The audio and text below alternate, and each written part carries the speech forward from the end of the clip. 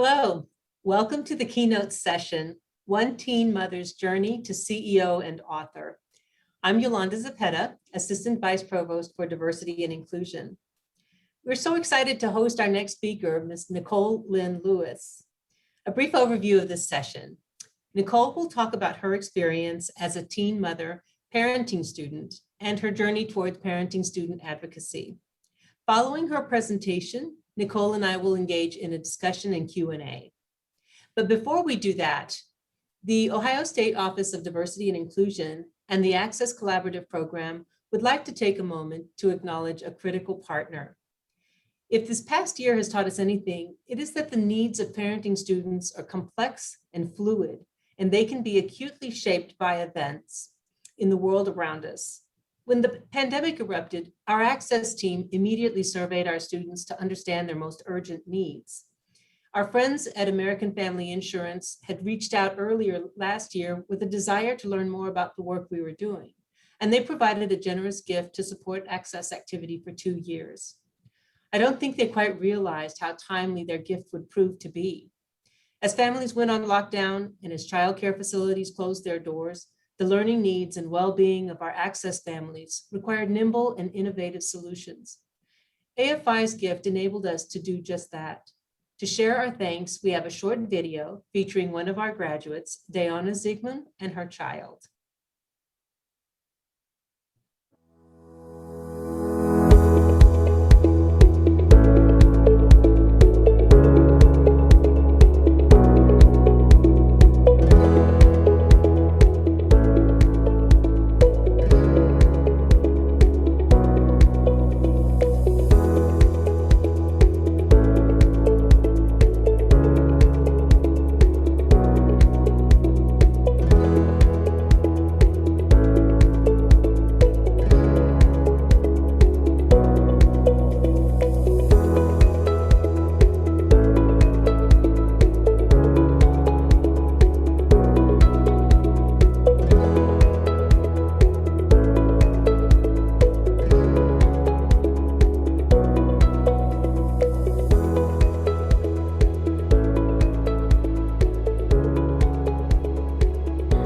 I am a first generation college student and as of yesterday, college graduate. Woo woo. So I have a 3-year-old and a 1-year-old and life gets crazy, but Access has been here to help me the entire way. And I truly believe that it did enhance my OSU experience. Sophomore year, when I found out I was pregnant, I wasn't even sure if I'd be able to stay in school.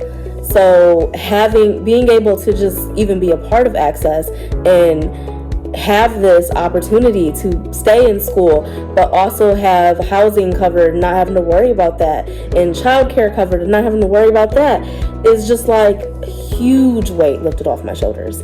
So truly, from the bottom of my heart, thank you, American Family Insurance.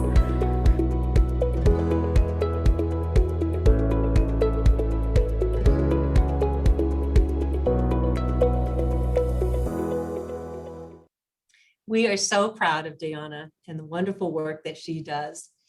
I've watched this video multiple times, and each time those precious families just tug at my heartstrings. They are the reason that we do this work. We're delighted that joining us today is Ms. Maggie Pascali. Ms. Pascali is a community investment manager at American Family Insurance. Ms. Pascali, I invite you to share a few words from AFI. Yeah, thank you, Yolanda, and thank you everyone for having me on this afternoon. My name is Maggie Pascali. I work with American Family Insurance. So for those of you who aren't familiar, we are a property and casualty insurance company based out of Madison, Wisconsin. So our backyard is a fellow Big Tenor, the University of Wisconsin. So obviously we have some longstanding partnerships with them, but with our enterprise, we have other companies under our American Family Insurance brand. So if you've seen the general commercials with Shaquille O'Neal, that's actually a subsidiary of American Family. So when we thought about our university partnerships and how we expand across the country, Ohio State was at one of the top of the list. It is a phenomenal institution and one that we wanted to partner with. But when we think about our partnerships, we always want to lead with community. How can we enhance the student experience on campus And honestly, when we heard about Access, we knew we had to be a part of this program. Sorry, the video, like, I just can't stop smiling. That was just so, so cool. But that's why, right?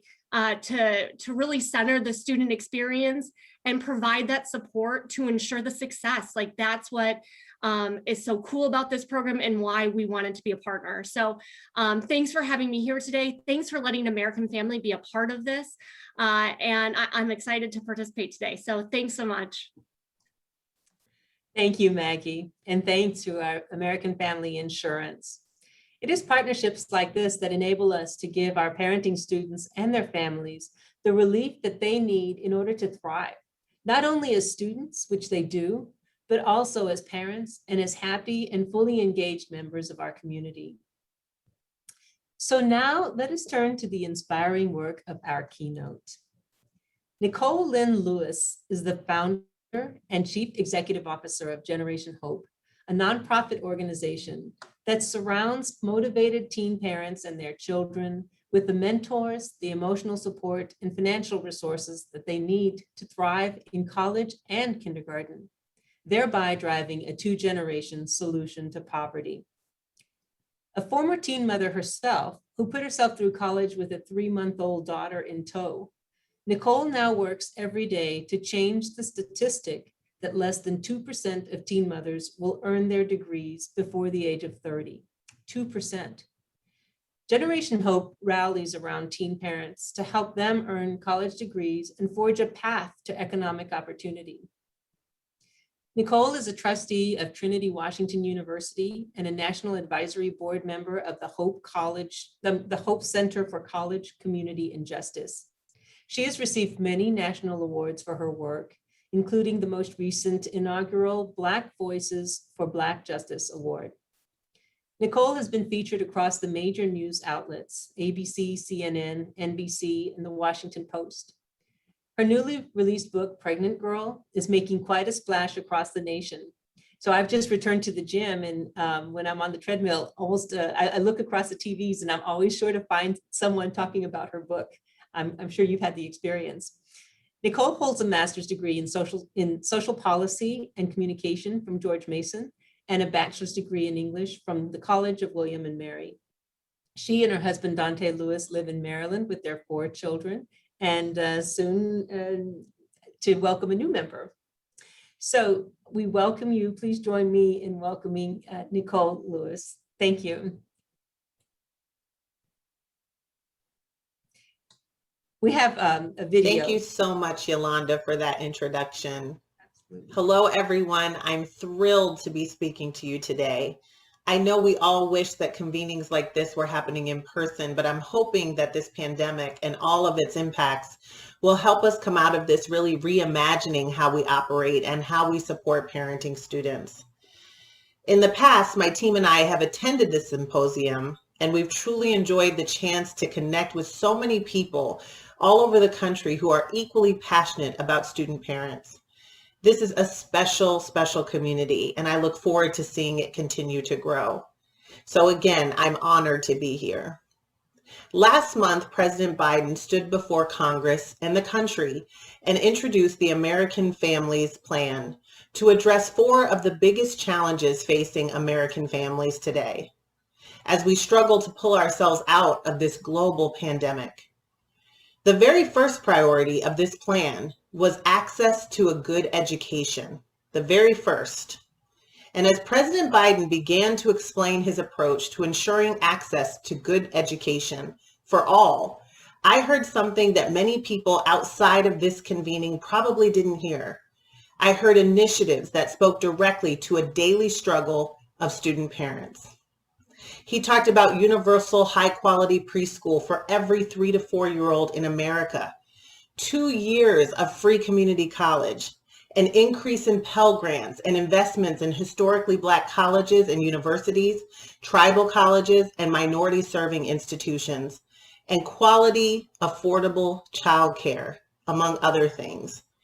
And while it's a moment of hope and possibility, our job, the responsibility of everyone in this convening, whether you work with student parents, advocate on their behalf, or you are yourself a parent in college, Our job is to make this struggle visible, to make sure that policymakers at every level, including at our institutions, know and understand why student-parent work is important, why initiatives like these make a difference for them and for their children.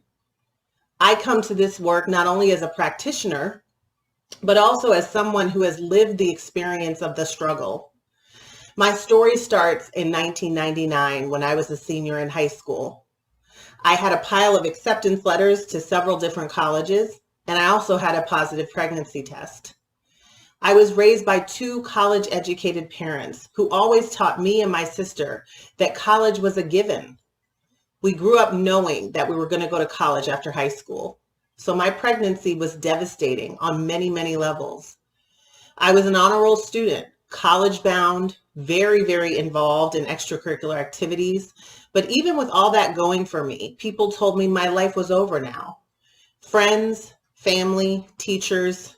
But even then, I believed that going to college was now my best promise for actually being able to provide for my daughter and give her the life that she deserved. So I started at the College of William and Mary in Williamsburg, Virginia, when she was only 3 months old. And to say that it was intimidating would be an understatement.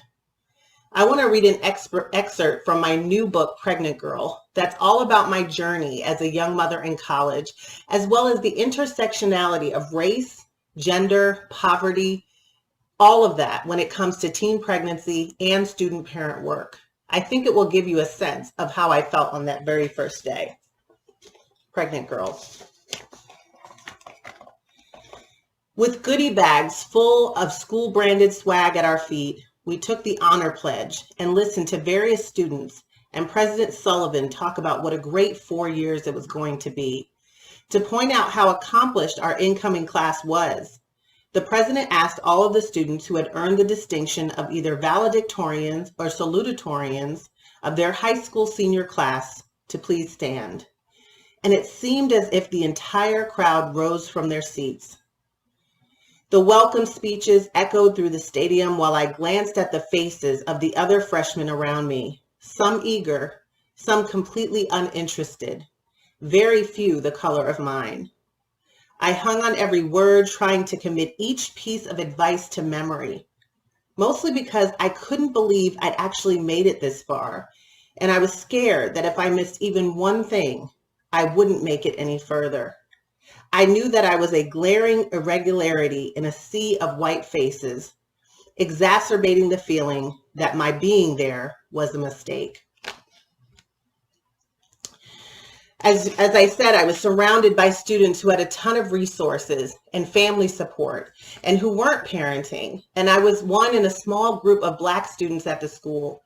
I didn't know where my book money was coming from. I didn't know where my tuition money was coming from. But I put one foot in front of the other, and I tried my best. Over the next 4 years, I experienced many of the things that the students I now work with in my organization, Generation Hope, are experiencing. Having to make impossible decisions between diapers and baby wipes and a textbook for class, trying to figure out how to feed both of us and not being able to keep the heat on in the winter. These are the tough decisions that no parent or student should have to make. And yet we all know that it's happening every day. The Hope Center for College Community and Justice found that 53% of parenting students were food insecure in the last 30 days. 53%. 68% of parenting students were housing insecure in the previous year. 17% of parenting students were homeless in the previous year. And these findings were prior to COVID-19. We know that these numbers are likely to be higher now as a result of the pandemic, and student parents have been disproportionately impacted. It was also emotionally difficult for me as a student parent at William & Mary. I was an anomaly there. It could be very isolating to be a parenting student. My organization, Generation Hope, conducted our own national survey in 2020 on the higher ed experiences of student parents all across the country. And we found that 40% of parenting students felt isolated on their campuses and 20% felt unwelcome. I definitely felt that as a young mother in college. My peers just couldn't understand why I couldn't do a study group at 9 p.m. in the library or eat with them every night in the dining halls. At the same time, college was a completely transformative experience. I was exposed to people and opportunities and networks I would have never been exposed to had I not gone to college. Getting my degree wasn't just about earning more money, although that was vitally important to me. It also allowed me to really find my voice and my passions. I graduated in 4 years with high honors, and my daughter walked across the graduation stage with me, and it was a surreal moment to achieve something that people tell you is impossible. Another moment that I describe in my book.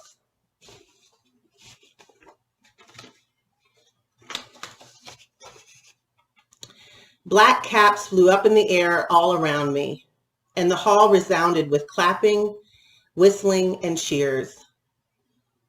I spun around to take it all in. Outside, there was a flurry of emotion and chaos as people poured outside of the hall in search of one another. I found everyone gathered there in a small group near the parking lot. Narissa stood in the blue and white sundress that we had given her, ready to hand me 3 big sunflowers. I rushed to hold her, scooping her up and crying into her chest. The day felt like it was hours. People will ask me what kept me motivated through every late night and every sacrifice, and it was Narissa. I kept going because she needed me to. And now that I was going to be a college graduate, I could give her what I'd promised in the delivery room the day that she was born. This is the same answer I will hear from each and every one of my students. Their children are their motivation.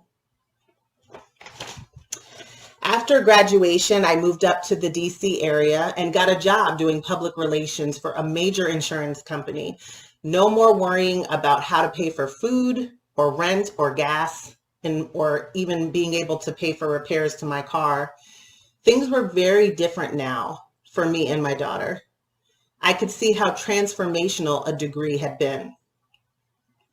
I also started my master's degree program at George Mason University, and in 2006, as a single mother working full-time, I earned my graduate degree in public policy from their Schar School of Public Policy. My daughter and I were doing well. My hard work had paid off, but I wasn't content. I had this overwhelming feeling that I could do something to help ensure that my story of overcoming the odds as a mother in college wasn't rare. In 2010, I started Generation Hope to help more teen parents earn their college degrees.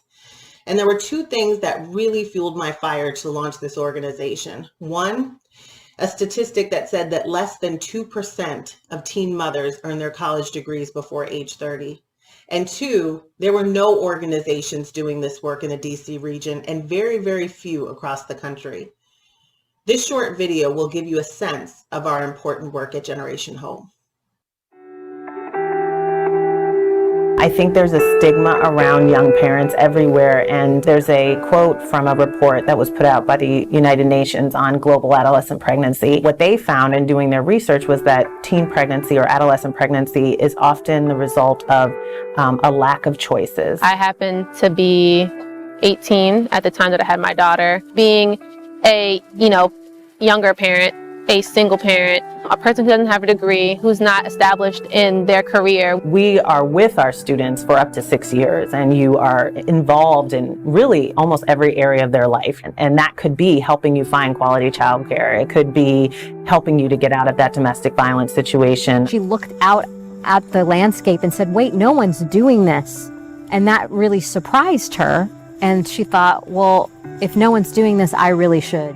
Their goal is to break the cycle of poverty, and it's a 2-generation solution to poverty. Generation Hope came to me at a time where I needed them the most. I didn't know that. So after I was accepted into the program, my grandmother died. And she was the person who helped me with my daughter so I could go to school. So I didn't know where that help was going to come from. And I sat on withdrawing from school. And I met with Caroline and my mentor Aisha, and she said, no. What students need is someone like Nicole and Nicole's team saying, no, Here's a pathway around the wall. Here's how you leap over the wall. Here's how you go under the wall. I like to look at their kids' faces when they're walking across the stage, because that pride and that sense of like, my mom can do this and my mom can do anything, or recognizing that people's past don't define who they are now. Whether a parent is young or old or rich or poor, parents will do anything to help create a better life for their child. It's about our students. It's about their potential and their kids. This is the incredible work that I've been fortunate enough to lead for more than 10 years now. Through our Scholar program, we've been working directly with teen parents in college in the DC metro region, helping them earn their degrees by providing wraparound services, including financial and emotional support. And in 2018, we launched our early childhood program, Next Generation Academy, which allows us to simultaneously help their children get ready for kindergarten. We provide both parent and child with financial, emotional, mental health, career readiness, and social capital to accelerate their academic success. And we know it's working. Last spring, despite dropping college enrollment nationally, 93% of Generation Hope scholars successfully completed their classes, and 90% maintained GPAs of 2.5 or higher. Even outside of the pandemic, we've seen that this model works. Despite the many challenges that our students face, our graduation rate within 6 years is 61%, slightly higher than the national average for all college students, whether they're parenting or not, compared to only 8% of single mothers who earn a degree within 5 years. And more than 90% of our scholars stay in college from year to year. After graduation, they're living above the poverty line, and some go on to pursue graduate degrees. It's been so wonderful and rewarding to see our alums working as teachers, nurses, engineers, nonprofit professionals, some of whom we've been fortunate enough to have on our staff at Generation Hope. And they're able to earn family-sustaining wages. We built this program from an authentic place that is centered around our students' experiences. Let me tell you a little bit about our approach. I write about it in Pregnant Girl.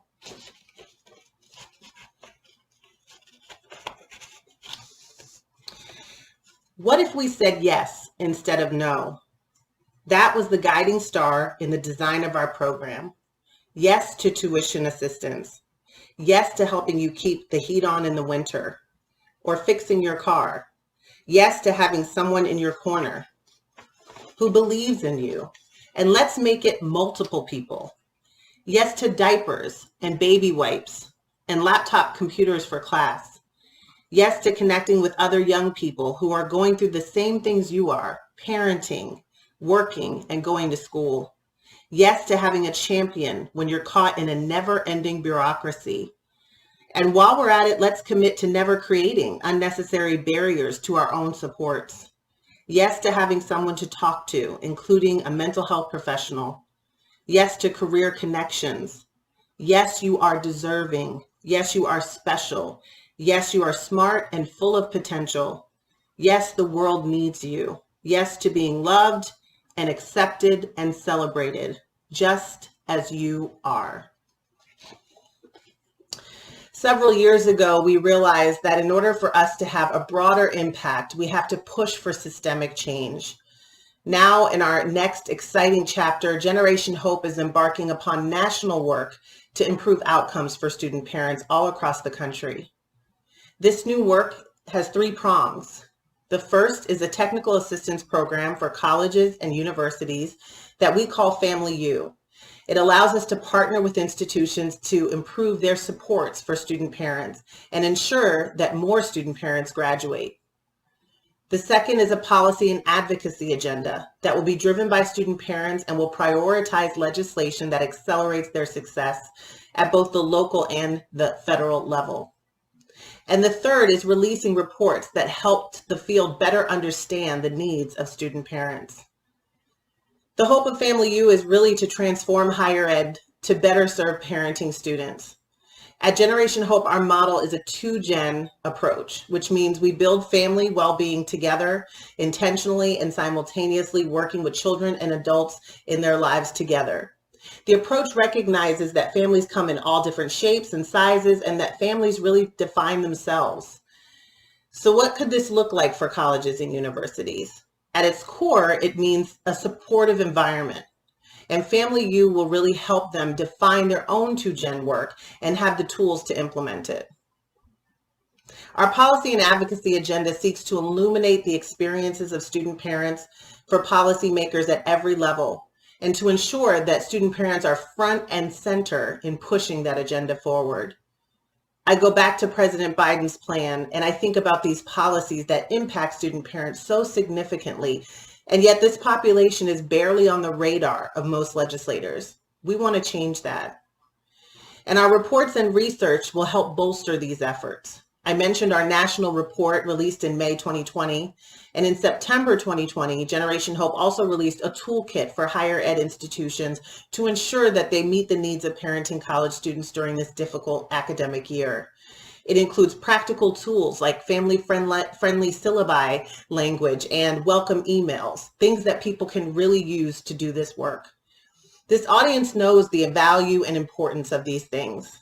I don't have to tell you why we have to address systemic hurdles to student parent success, because you are doing the hard work each and every day. You're working with students who have run into too many dead ends. You're encouraging them when things get really hard. You're investing in the supports that really work. And you're trying to elevate their voices at all levels. This symposium is about setting the groundwork for parenting student empowerment. So I will leave you with my recommendations for all of us as we continue this fight. The first is that student parent work is racial justice work. It always has been, but now is the time for us to seize this moment and amplify the significant disparities that exist, particularly for students of color. Black college students are the most likely to be parents, and Black parenting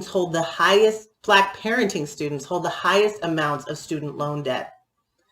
At Generation Hope, all of our work is rooted in our deep commitment to race equity. It permeates everything that we do, internally and externally. We can't talk about helping young families and parenting college students thrive without talking about the role that systemic racism has played and continues to play in holding them back. The second is I want to encourage us to lean into the difficult things. When we began talking about our new work with colleges and universities, Family U, people told us that higher ed is too hard to change. My response to that is that I've never seen a system that needs to change that's easy to change. Our students deserve bold ideas, bullheaded determination, and champions who do things that really matter. My third piece of advice for all of us is let's continue to see the inherent value and potential in every student and consider them experts. Too many of our systems, including every level of our educational system, fails in this area. The sky is the limit for student parents. Everything that we do should grow out of this belief, and we should be including them in our decisions as experts around the table. My daughter, who was just 3 months old when I started at William & Mary, is now 22 years old. She's a senior in college herself and about to embark on her own career. Things have really come full circle for us, and this is one of the most beautiful reasons for our work. It's why we all do what we do. Our work impacts generations. It doesn't stop with the parent or even with their child. It continues for years to come with legacies of education in these families. I want to thank you for all that you do. Thank you for your commitment to student parents and their children. To the student parents in attendance today, please know that we see you, we value you, we fight for you, and we believe in you always. And with that, I wish you the very best, and I thank you again for your time today.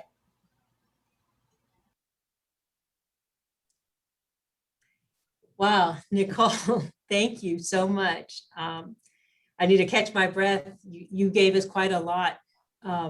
So let me first just encourage our audience members to use the Q&A box to register your questions.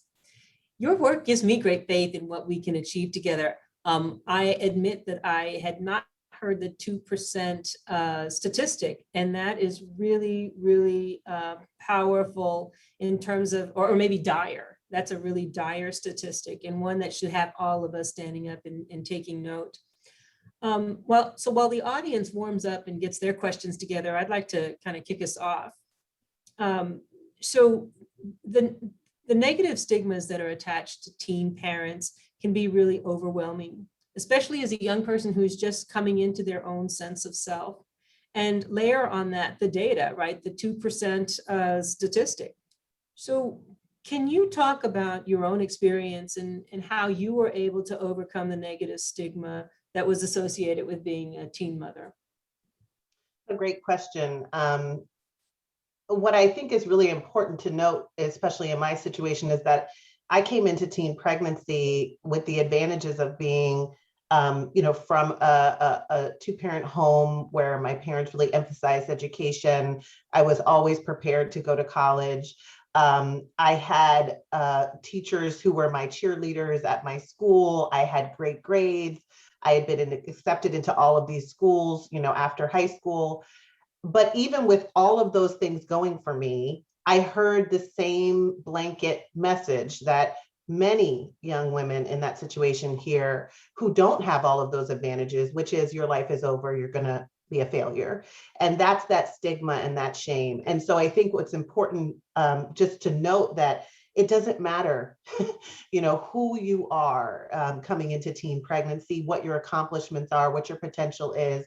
We as a society put those labels on you. We make those predictions about your future. We put those limitations on you, and how damaging that is, not only for that young person, but for that baby that's coming into the world who needs all of our support and encouragement. It was extremely difficult for me because I remember there were, the people who were in my corner before I discovered my pregnancy. Some of those people became my biggest critics. And that support and that network was kind of ripped right out from under me. It was a daily exercise of, I hear all the negative doubts around me, and sometimes I'm even hearing my own negativity about the future. And trying to push through that was a constant daily exercise. And some days I did a good job of pushing through those messages, and some days I didn't. It was really tough. So were you the person that was defining yourself? Like, who is countering that message? I had to be that. I had to be my own cheerleader. And I think, many young people in this situation have to be their own cheerleader, because there are so many people who are telling you the opposite. There's so many people telling you you can't be successful. And so, what I hope people take away from Pregnant Girl, one of the things is, how can we be cheerleaders, for young parents, so that they're not the only person who's saying, I can do this, I can go to college, I can still pursue my dreams. Thank you. Yes, we did have a question. Someone asked about that 2% statistic and what it references. Do you want to explain that? Yeah, so the statistic is from the National Campaign to Prevent Teen and Unplanned Pregnancy. And I think now the new name of that organization is totally lost on me. But it's that less than 2% of teen mothers earn a college degree before age 30. And as you said, Yolanda, dismal. It's not even 2%, it's less than 2%. So we do have a question in our Q&A from someone who's asking, when starting up Generation Her, where did you start with the process? Who did you reach out to for support, and where did the funding come from? And I might add, is it the same funding today as when you got started? Yeah, I wish I could tell you that Bill Gates was knocking at my door with a check, or Jeff Bezos, but that was not the case.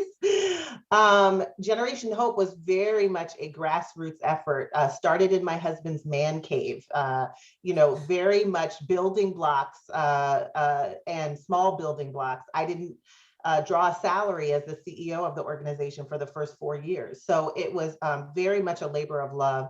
My first step, honestly, was, I had shifted from working in the private sector for an insurance company to working in the nonprofit sector. And with all kind of youth serving organizations, that was really big for me. It gave me a training ground on effective nonprofit management that I think came in handy as I was growing my own organization. So that's a great place to start, working in the nonprofit sector, understanding the way that nonprofits work. And then I had to do a lot of research. So, joining the nonprofit association for my state was important. And I got connected to other nonprofit leaders. I looked at the different resources that they offered to people who wanted to start their organizations. And then I would lastly say, I made a concerted effort to meet with other founders, and I took them out to dinner and I picked their brain and, really wanted to understand what were their lessons learned, what kind of advice did they have for me as I was growing this organization. So those are really good places to start. Our funding today looks completely different from the funding that we got in the beginning. Our first checks were from our founding board of directors. And then our very first grant was from a organization or a foundation that was interested in teen pregnancy prevention, which many people would not associate with Generation Hope because we serve teen parents, but our work helps to prevent subsequent pregnancies among teen parents. It's something that people don't often think about. And so we were really thankful to receive that first grant, which was vital to us in those early stages. So there's a follow-up from someone else who asks, well, first they note that Generation Hope seems amazing. And yes, I concur enthusiastically.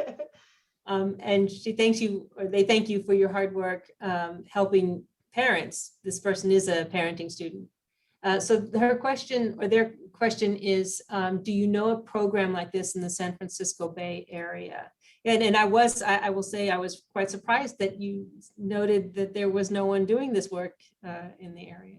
Yeah, so there are some really amazing organizations that are doing similar work. I think of the Jeremiah program, which is located in several cities. I don't think they're in California yet. And they're focused on mothers specifically. Generation Hope, our focus with our direct service work is on teen mothers and fathers, and we're really focused on young parents. I know the Family Scholar House is another wonderful organization with a slightly different demographic. So I don't know I do know of one organization called Teen Now in California. And they work with young parents, and they've just started to support young parents at the post-secondary level as well as the high school level. So that would be one organization I would definitely check out. I'm sorry, Teen Success. I think that's it. Yes. So thank you, Jessica, for dropping that in. So there are some organizations that are doing great work with a slightly different focus in terms of their demographic. The national work that we're launching now is really focused on parenting students of any age, and both mothers and fathers. So we've broadened that, but our direct work with student parents in the DC region has focused on teen mothers and fathers. Great. So I have you've fired all of my cylinders, and I have lots of questions in all different directions. So forgive me if I bounce around, but I do want to ask a question about Family U and the technical support. Actually, it's more specific. You said that we should say yes. I think you say yes to removing unnecessary barriers to our resources.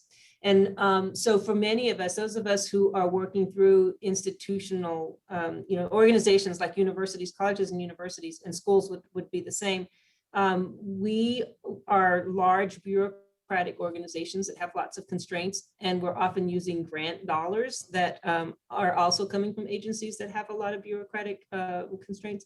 So are there some key areas that we really need to be paying attention to, and maybe some lessons learned or some experiences you've had that can help us think outside of our traditional boxes? Yeah. And so I think that's a great point. I mean, this is not an easy magic wand type of solution. There are 4 key areas that we really want to encourage institutions to focus on.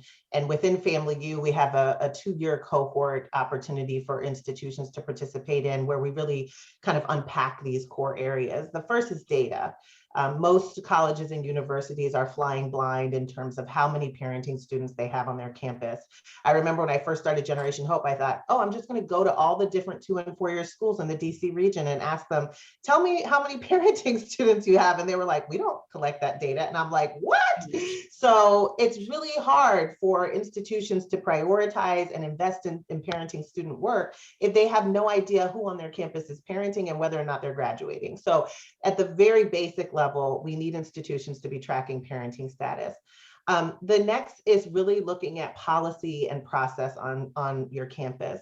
You know, there are some policies, again, that are dictated by, you know, other entities that institutions have to comply with, but there are also so many internal policies that inhibit this population. Like one great example, you know, we have an emergency fund at Generation Hope. It's always been in place since our inception with a 72-hour turnaround time. So when our students have a crisis that they're up against, eviction, domestic violence, food insecurity, we can get the support to them very quickly. That grew out of me, you know, being in those situations where I was close to the edge and knowing how every day counts. And we had a scholar in our program who was at risk of being evicted. And so in our working with her, we asked if she had put in an emergency request at her institution. She was told it was a 6-week turnaround time. Oh. And so at that point, you're evicted, you're out on the street. And so I think that's an example of an internal policy that we can begin to say, how do we make this more supportive and realistic for our students? The third is really looking at culture. What are those spoken and unspoken messages that we send as an institution that say either you're welcome here or you're not welcome here? And that can be like making sure that you have collateral, brochures, posters that reflect parenting students on your campuses. It's really important for us to see ourselves, right, in an institution to feel welcome. And then lastly, looking at people. We know in 10 plus years of supporting our students at 20 different colleges and universities in the DC region and just getting to know the higher ed landscape nationally, that front-facing staff make a huge difference when it comes to making sure that student parents feel welcomed and supported. You can have a policy that the administration is 100% behind, but if your professors are talking, saying something completely different from that policy and are not really being supportive of parenting students on a day-to-day basis, it doesn't matter. So the vital role of people is something that we really stress as well. That's very helpful to break it down into those 4 areas, and they are very challenging. Each in their own right is very challenging, and really points to the need for clear commitment at the very top, but lots and lots of work done at the grassroots level. Right? Exactly. Yes. Yeah. So we do have a question in the box asking about non-custodial parenting. So this person asks if you could speak to the non-custodial parenting that is often the experience of single fathers and the kinds of support that they need. This person says that they work at a traditionally aged university, but there are other student parents there as well. Yeah, I think it's a great question. And, we have always been providing our supports to mothers and fathers. And early on, when we made that decision that was going to be how our services would work, we recognized that we couldn't require that you be the custodial parent, because for some fathers, that's not the case. Obviously, for some mothers, that's not the case too. But we often see that with fathers. And so I think really the important thing is really understanding the father experience. What are the things that are critical for making sure that they feel welcome into a program? What are the priorities that fathers have that may be a bit different from what mothers have? For example, in doing the research, something that we realize is that oftentimes for mothers, a guiding kind of feeling and getting engaged in programming might be to be in community with other mothers and to kind of have a network and a village. For fathers, that's important, but one of the things that we heard in loud and clear was also this need to provide. Wanting to be a provider for their families was a real guiding kind of desire in terms of whether or not they would engage in programming. So how do we convey certain messages and make sure that our services are supportive and are realistic for mothers and fathers. And I think a lot of the programming that we see focuses on mothers, and we just have to step back and kind of think about, okay, what are the things that are really important to making sure fathers feel welcome here as well. I will tell you, we are a very estrogen heavy staff.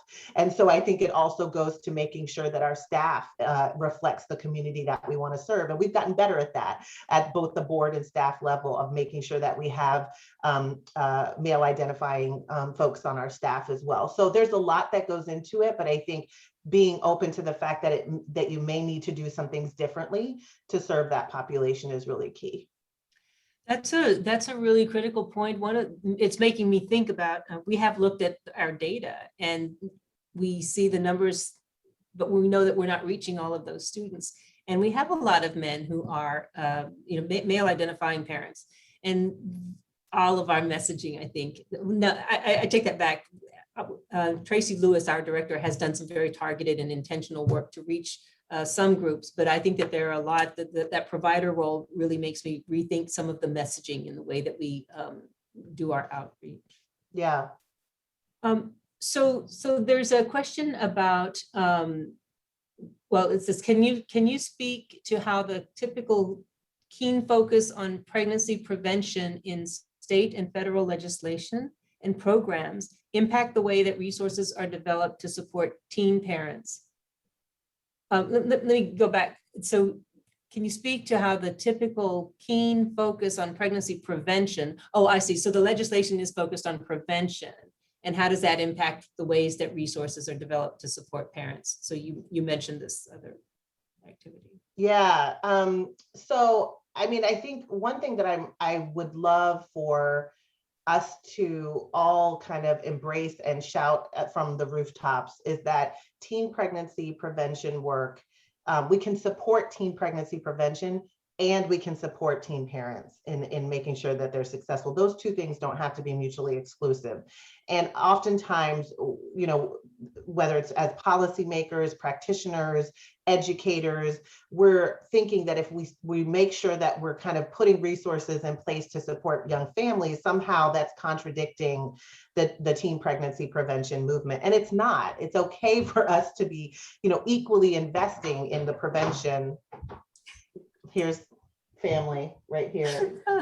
Love it. It's okay for us to be equally preventing and to be supporting families. And so I think that's really key, is that we can put resources into both of those buckets. And quite frankly, the bucket that is most lacking is for teen parents and young families.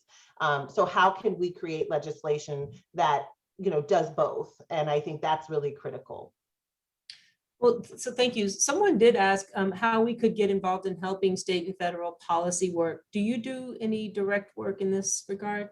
Yeah, so we're actually going to be sharing our policy and advocacy agenda within the coming months. It'll be both local to the DC metro area, but we'll also have some federal policy that we'd love to share with the community. And we'll make sure that we get that out to everybody with ways that they can get involved, because we really see this as a collaborative opportunity and a partnership with other organizations, other individuals who are passionate about this work. So you can be looking out for that in the coming months. And will that be on your website?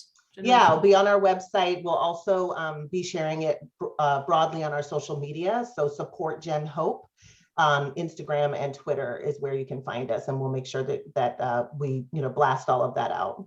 Okay, great. Is there a mailing list besides, do you have a direct email list that people can sign up for? Yeah, if you go to our website, you can sign up for our newsletter, and you'll see all of that front and center on our website, which is generationhope.org. Okay. So do you want to introduce your little friend here? This is Drew. Hi, Drew. Hi, Drew is 2 years old. He's going to be 3 in a month. Welcome. And he's mischievous. Great. It's fabulous. So, so we'll shift gears a little bit here and look to the faculty coming back to the campus. So someone asks, I am frequently met with faculty who still see college students as traditional, even though we are a community college and our population of student parents is high. The union at our institution is a strong body, and advocating for its student parents is frequently met with much hostility, viewed as going above and beyond their job description. How can we work with faculty to best support this growing population without creating further barriers? First, I'm sorry, because that is not an environment that sounds welcoming and, you know, embracing of parenting students, but really of students with different paths to higher education. One thing that we did a series of focus groups over the summer and into the fall with higher ed professionals across the country to really try to understand what kind of challenges they were up against. And there are two things that we had takeaways on that we thought were really important. One is it's really vital for us to be able to connect parenting student work to the strategic priorities of an institution. If we present parenting student work as a separate program, as something that's kind of above and beyond the things that an institution cares about, it's easy to push it to the side. But in reality, you know, parenting student work can increase enrollment, it can increase retention, and it can increase completion. And those are three things that every higher ed administrator is thinking about, is concerned about. You know, really making the case that this is a population with higher GPAs on average that is not making it to the graduation stage because of the sinkholes that exist at that institution. So I think that's a really good place to start. Also sharing data. There are so many people who we talk to within higher ed who have no idea how many parenting students are actually out there. I think it's really easy to think of them as this kind of onesie twosie population. They're 1 in 5 undergraduate students. So sharing the data at the highest levels, I think, is important. And then lastly, because student parent work is racial justice work, I do think it's really critical to help administrators connect it to DEI initiatives at their institutions. You know, over the summer with the deaths of Breonna Taylor and George Floyd, we're seeing companies, institutions coming out with these race equity statements, but we also are at a place where we're wanting them to actually put action behind those statements. This is an opportunity with student parent work to do that. And so I think that's kind of how we can help administrators at the top begin to say, okay, this is a priority for the institution. And then hopefully that will kind of trickle down to faculty and staff in terms of front-facing staff members. Yeah, I think that's really critical what you say. For most of us, just getting the data is almost impossible right now because our data systems weren't set up that way. And if you don't count them, they don't exist. Yes. We can count some subsections of this population looking at the financial aid form and that sort of thing. But then there are great concerns for privacy. And so releasing that data, sharing that data then becomes also very, challenging. Which leads me to this question, and I don't know if you have any specific experiences with this, but so our universities are very complex organizations and have a lot of different interests that are sort of colliding in any specific action area. But when we start to talk about creating welcoming spaces, concerns about is it safe for children? Yes. Who's liable? How does how do we manage all of those? But then virtually every physical aspect of our institutions is created to not be family friendly. Yeah. So I wonder if you have any successes of specific actions where you were able to see some change or some organization that you work with bring about some change. Yeah, no, I think the kids on campus thing is huge. And I think it's also because it exists, it's an easy way for institutions to say, ooh, like we don't want to go there. I think there are some wonderful examples of ways that institutions have integrated family-friendly spaces on their campuses and have been able to circumvent that. The Los Angeles Valley Community College, their Family Resource Center is a wonderful example. They have a resource center on their one of their campuses that is really all about supporting parenting students and their children. They have resources on site for both parent and child. So there are examples of institutions that have found ways to say, how do we work around this kind of no kids on campus and try to be creative? And that's what I would encourage people to do is really to go deeper and have the conversations. Don't let that be kind of a wall that goes up, but kind of figure out, how do we get over the wall? How do we kind of, go around it? Because there are institutions that are doing that work, and maybe having conversations with them as well.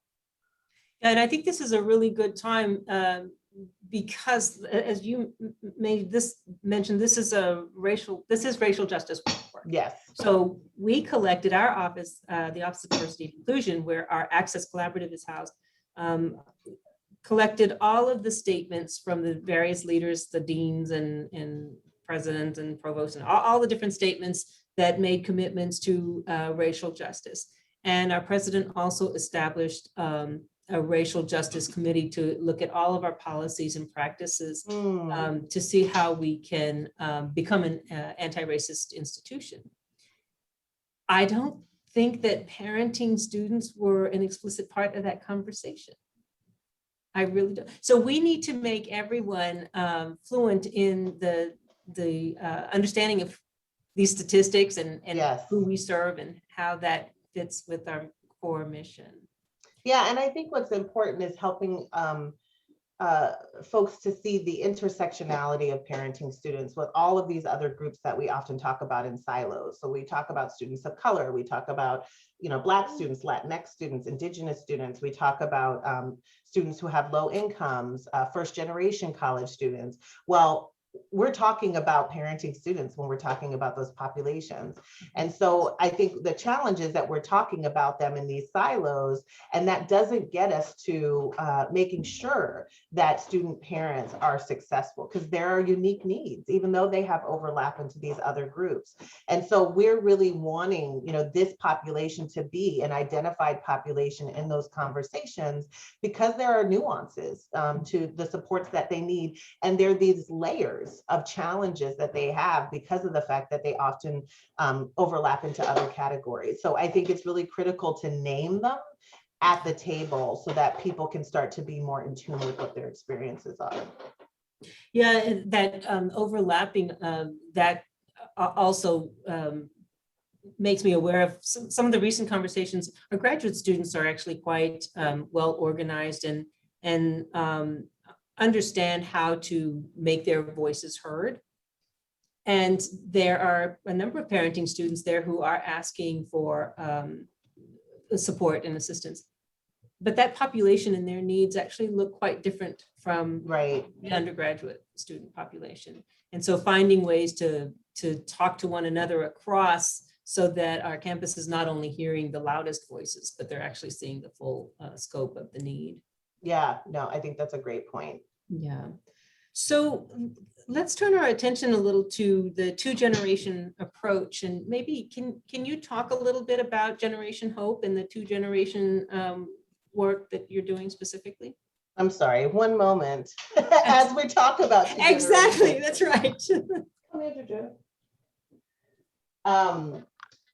So yes, Generation Hope. He's also wearing my lip gloss, everyone. So love it. This is what happens, completely awry. So I think what was really important, I always envisioned that there would be a layer of children's programming at Generation Hope, again, because when I was in college, I definitely felt the limitations that I had as a young mom to provide my daughter with these critical kind of early childhood resources to make sure that she was successful. So, sometimes it was, making sure we had high quality books in the home, but sometimes it was making sure that she had high quality, reliable childcare, that she was in a good kind of pre-K program. And so, when you're a parent, you can't focus on your own education if you're worried about your child's success, if you're worried about whether or not you can put food on the table that night, and if they have the resources that they need to learn. And we were really inspired by the work of Aspen and Ascend and their program around 2-gen solutions and how to make sure that you're supporting both parent and child. Are you going to sit with me? Yeah. Okay. You cannot hear Miss Yolanda. He can sit with me, just pass him through the camera. Exactly. Here, Juju, I'll let you look at photos. When the time came for us to really think about how do we formalize this 2-gen solution to poverty that we had really, had in place as an organization, but weren't focusing explicitly on the needs of parenting students' children, it was really just a wonderful kind of way to say we're at a kind of a place as an organization where we can begin to invest in this work. So we had like 3 of the 5 components that Ascend laid out in terms of 2-gen work. What was missing was the early childhood education piece. And then also making sure we were not only connecting the parent with social capital, but the little one with social capital. And so we found a wonderful home visiting model, parents as teachers, that we felt fit organically with the way that we were already providing services to parents. And I think that's really key in working on your 2-gen work is how do you incorporate supports for children that fit nicely into how you're already supporting parents, or if you're working with children, how do you, find some support services for parents that fit nicely with the model that you're using to work with children? And that was something that we really looked for. We did a lot of research and we landed on that home visiting model for our organization. So what does that look like? Now I'm fascinated because we've been struggling with this, how to create the child programming for the children without adding an additional burden, of structured programming that the parents have to attend. Right? Exactly. Yeah. I think that's the thing. I mean, we've spent a lot of time talking to our students, finding out from them what were the supports that they needed and what would be useful for them. One sec, that's Quentin. And then we also, we took that data. We also talked to our front-facing staff that works directly with parents to find out from them what are the things that they felt would be key to this program and how do we make this not burdensome to our families. And that was really important. So talking to the people who are going to be working with these families, but also talking to the families directly, then taking that data and looking for what is going to work for us as an organization. And so that was really key, having those conversations, talking to the people that are most impacted. And I think we found a really good balance in the home visiting curriculum that we chose. And some of the aspects of it we didn't take and some others we did take. So I think it's also okay to say what pieces of this are going to work for us versus the whole kind of kit and caboodle. Yeah, terrific. So we have some more questions. Let me turn back to our Q&A box. So one person asks, I'm not a parent, but currently managing a child care subsidy to help student parents. What are thought to better serve the student parent population? I like understanding the challenges and struggles. So what are thought to better serve student parent population? So I guess the most promising strategies to serve them. And is that as institutions? Yeah, I would imagine this is probably a C campus if they're managing a child care subsidy. So it could be. I'm sorry. Hold on a second. You're about to get sent upstairs. Oh no. Okay, so if you want to hear Miss Yolanda, okay. Something about you, Yolanda, that he. Okay, there she is. He must have heard when I said that I would do a stand-up routine, comedy routine. We worried I would go into labor. It wasn't labor we had to be worried about. It was Drew coming and stealing the show. I think from a C campus standpoint, I'm assuming this institution has a C campus grant. That's what it sounds like. Okay, yeah. So I think, wonderful and congratulations. That's wonderful and would love to see more campuses having C campus support. I think what I think would be great is this idea of kind of the 2-gen opportunity that you have as a C campus site. You're already providing childcare, which is huge. You're right on site at a campus, so you can be supportive to student parents. Some of the things that we do at Generation Hope are that critical case management piece. Childcare is just one aspect of, it's significant, but it's one aspect of what it takes to, make sure we're removing barriers for parenting students. A great example is we find that we have one of our biggest challenges in addition to childcare at Generation Hope is domestic violence. We are working with our students to help them navigate their way out of domestic violence situations. And so, is there a way that you can also incorporate some case management, some life supports into your help of, how you help and work with families, so that when those life issues come up, these students have, a place to go and someone to talk to.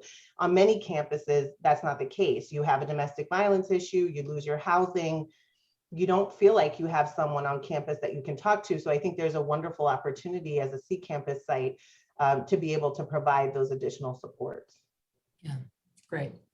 So can you talk about mentorship and your college success? How did you yourself find mentors, and do your programs look for mentors? Do you build in mentoring? Yes, mentoring is a huge, huge part of Generation Hope's model. I think because I talked earlier about those champions and those cheerleaders that were really, critical for young parents, that was something I knew I wanted to have as a part of our services.